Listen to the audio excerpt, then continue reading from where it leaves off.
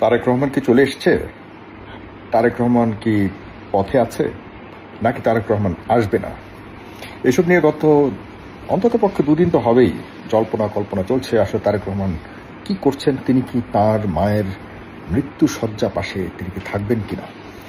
পাশাপাশি আরেকটি প্রশ্ন তো আছেই যে খালেদা জিয়া সাবেক প্রধানমন্ত্রী, তিনি কি আসলেই মৃত্যুবরণ করেছেন, নাকি তিনি এখনো পর্যন্ত জীবিত আছেন, তার বর্তমান শারীরিক অবস্থা কি পরিস্থিতি রয়েছে, এ নিয়ে জানবার জন্য সার্বক্ষণিক বাংলাদেশের সমগ্র স্তরের মানুষ, শুধুমাত্র বিএনপি নয়, সকল স্তরের মানুষ আমি মনে করি যে খালেদা জিয়ার যে স্বাস্থ্যের অবস্থা সম্পর্কে জানবার জন্য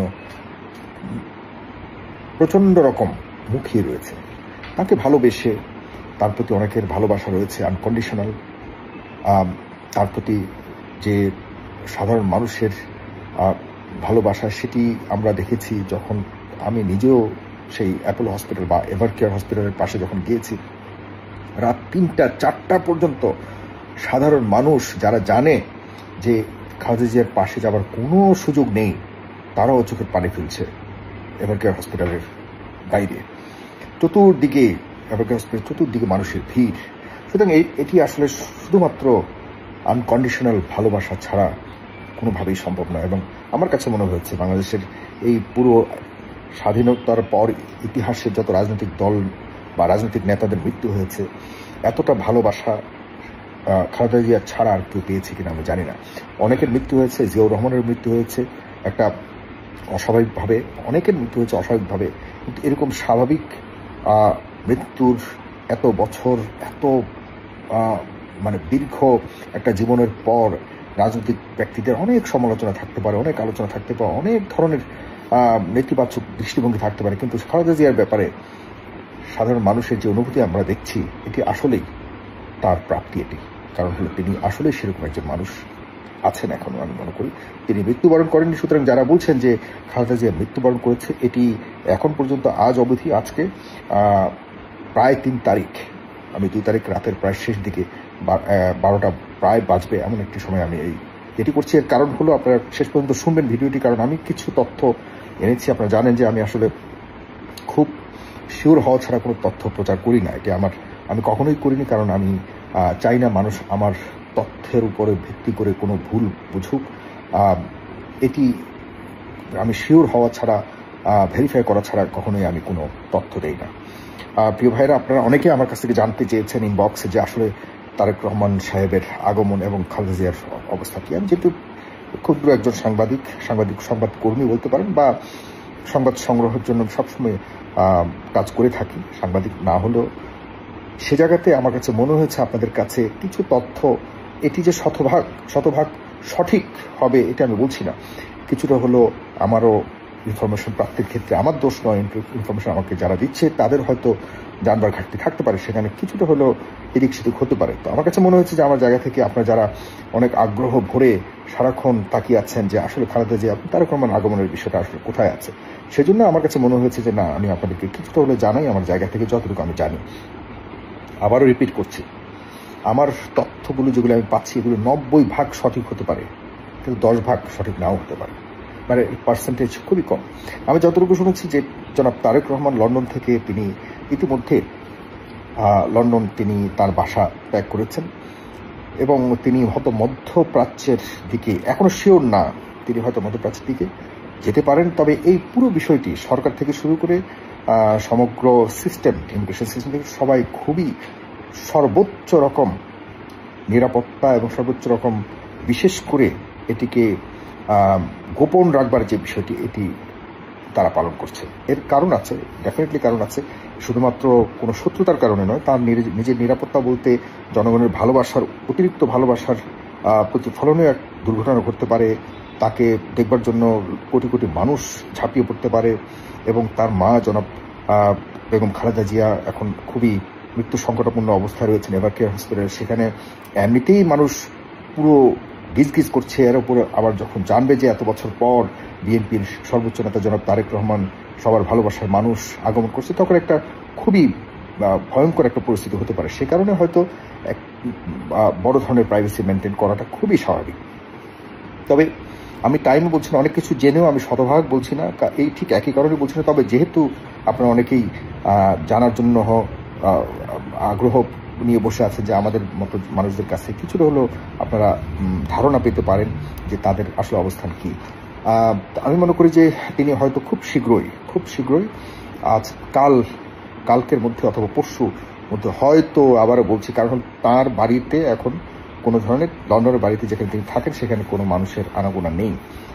সেই বাসার মধ্যে কোনো লাইটও জ্বলছে না আমি যতটুকু জানি। আমার লোক সেখান থেকে যারা জানিয়েছে, তার কাছের বা তার আশপাশে যারা থাকেন, তারাও জানিয়েছে যে ওখানে তেমন কোনো মানুষের পদচারণা নেই এবং বসবাস করার মতো যারা সবসময় ছিল তাদেরও সেরকম কোনো আনাগোনা নেই বা তাদের কোনো ধরনের অস্তিত্ব সেখানে দেখা যাচ্ছে না। সুতরাং বোঝা যাচ্ছে যে সেখান থেকে তিনি অন্যত্র কোথাও গেছেন। এখন অন্যত্র কোথাও, তিনি তো আর কোথাও লুকিয়ে থাকবার মতো মানুষ নন। আর যেহেতু এই মুহূর্তে খালেদা জিয়ার অবস্থা খুবই সংকটাপন্ন, তিনি এখনও মৃত্যুবরণ করেন, তবে ডাক্তারদের ভাষায় তিনি একদম শেষ কিনারায় চলে গেছেন। যে কোনো মুহূর্তে হয়তো কোনো একটা দুর্ঘটনার কথা আমরা শুনতে পেতে পারি।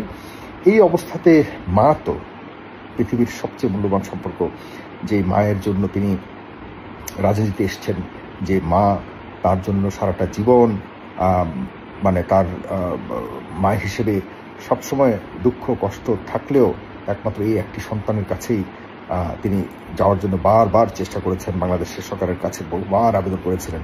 একটাই তো কারণ ছিল যে তার সন্তান সেখানে আছে। সেই সন্তান এখন যখন মায়ের জীবনের শেষ সায়নে এসে যখন তিনি পৌঁছেছেন, তখন স্বাভাবিকভাবেই যত কষ্টই হোক, যত সংকট থাকুক, যত ষড়যন্ত্র থাকুক, যত শত্রুতা থাকুক, মায়ের কাছে আসতে পারার বা আসার ইচ্ছাটা খুবই স্বাভাবিক। তো আমরা হয়তো অনেকে বিচার করছি যে তিনি আসেন না কেন। মনে রাখতে হবে যে তিনি জনাব তারেক রহমান খালেদা জিয়ার সন্তান। আমাদের থেকেও তাদের দরদ অনেক বেশি, সে যত কথাই বলুন অনেক বেশি, নিজের নিজের গর্বের সন্তান। সুতরাং এই জায়গাতে আমরা আসলে বিষয়গুলিকে, এখানে পাশাপাশি রাজনীতি রয়েছে, এখানেও আমাদেরকে চিন্তা করতে হবে। সুতরাং এই অবস্থাতে জনাব তারেক রহমান আমার কাছে মনে হয় চূড়ান্ত রকম প্রাইভেসি মেনটেন করে তিনি খুব শীঘ্রই আসছেন এবং তার মায়ের পাশে থাকবেন। আমরা যেটা করতে পারি যে আমরা এই বিষয়গুলি নিয়ে আবেগতাড়িত না হয়ে, আমরা যদি জানিও যে তিনি এসছেন, এবং আমরা যতটুকু জানি যে তিনি চার্টার্ড একটি বিমানে আসবেন, সেই চার্টার্ড বিমানটি হয়তো যে আন্তর্জাতিক বিমানবন্দরে থামবে, এখান থেকে হয়তো হেলিকপ্টারে করে এভার কেয়ার হসপিটালে তিনি আসতে পারেন। এখানে উনি সড়ক যোগে নাও আসতে পারেন। তো এটি আমরা কালকের মধ্যে একদম স্পষ্ট হতে পারবো। যদি কালকের মতো না হয় কালকের মধ্যে, তাহলে হয়তো 11 তারিখ বা 11, 10, 11 এই দুদিনের মধ্যে একটি লাস্ট সম্ভাবনা রয়েছে যতটুকু জানি। তবে এখনকার যেসব খবরগুলো আমি বললাম ততগুলো, এগুলো মাত্র আমি শুনে আমার কাছে মনে হচ্ছে আপনাদেরকে জানাই। তবে যারা বিএনপির নেতাকর্মী রয়েছেন, আসলে খালেদা জিয়াকে দেখার জন্য শুধুমাত্র তো বিএনপির নেতাকর্মীরা সবাই ভিড় করছেন।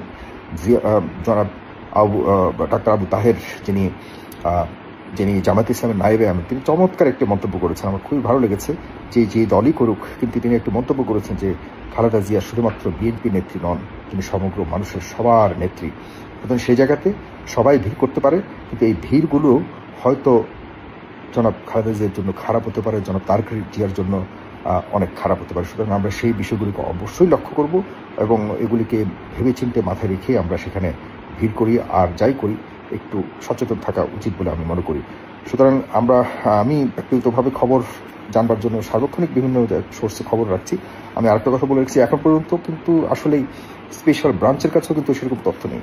এবং বুঝে দেখুন, সেখানকার মুভমেন্ট আর বাংলাদেশের যে গোয়েন্দা রয়েছে সেখানকারও কারোর সাথে তেমন কোনো কানেকশন রাখা হচ্ছে বা খবর আদান প্রদান করা হচ্ছে না। তার মানে সর্বোচ্চ রকম প্রাইভেসি মেনটেন করা হচ্ছে শুধুমাত্র নিজেদের জনাব তারেক রহমানের নিরাপত্তা এবং খালেদা জিয়ার নিরাপত্তার জন্য।